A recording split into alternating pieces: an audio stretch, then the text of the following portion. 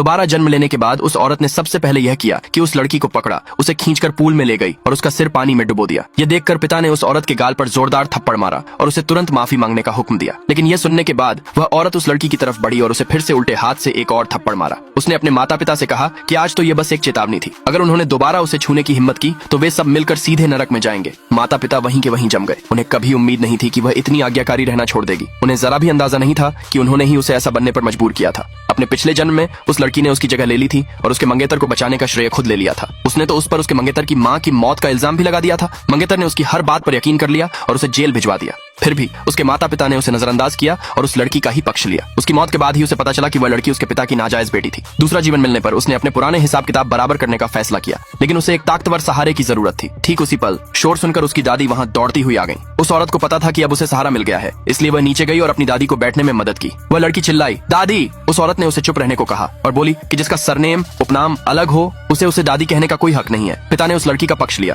उस औरत ने पूछा कि आखिर कौन किससे क्या चुरा रहा है। फिर उसने अपनी दादी से माफी मांगी और कहा कि उस लड़की ने ही पहले उसे धक्का दिया था और बात को तोड़ मरोड़ कर पेश किया था। उसने अपनी दादी से गुजारिश की कि वे सही फैसला करें। दादी ने तुरंत उस लड़की को चेतावनी दी कि अगर उसने और ज्यादा हंगामा खड़ा किया तो उसे परिवार के नियमों के मुताबिक सजा दी जाएगी। उस लड़की की एक भी शब्द बोलने की हिम्मत नहीं हुई और वह अपनी मां के पास जाकर रोने लगी। मां ने उसे दिलासा देते हुए कहा कि उसके जन्मदिन पर उसकी सगाई का ऐलान कर दिया जाएगा। यह सुनकर वह लड़की खुशी से फूली नहीं समा रही थी। उसे जरा भी अंदाजा नहीं था कि उस